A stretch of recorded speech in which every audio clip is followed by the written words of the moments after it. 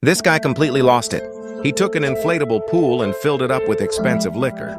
Then he got right in, fully submerged, and started sprinkling salt all around himself. First, he licked a little salt, then he took a big swig of whiskey.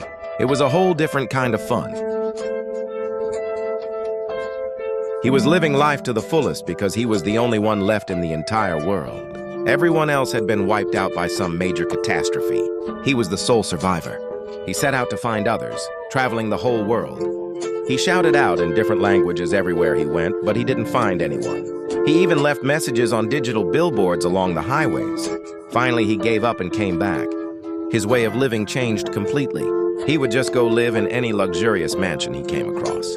He'd grab expensive, old masterpieces from museums and use them to decorate his house. He would load up carts with groceries from the supermarket.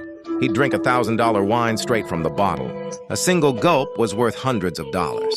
To keep himself entertained, he'd sometimes throw things around like he was bowling, or he'd get in a car and smash it into things. It would explode and burn, and he loved it. About a year went by living this unruly, wild life. Then, on his birthday, he started reminiscing about the old days, when his friends, family, everyone was with him. As the memories flooded back, his anger grew. He started cursing the heavens. 5 months later, he had turned into a crazy, unkempt beggar. The mansion he was living in was now a garbage dump. The pool he used to bathe in felt like a grave. His lonely fun had turned into lonely punishment. The solitude was eating him alive. He would draw faces on footballs and talk to them just like in the movies. He started seeing the women in magazine photos as goddesses of beauty.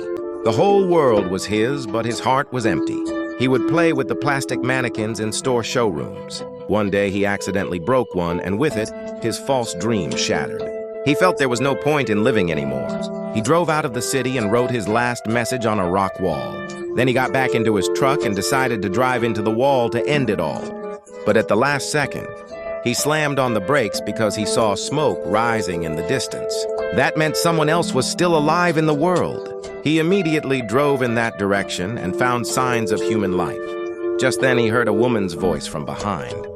Hearing it, the man was so overcome with joy he passed out.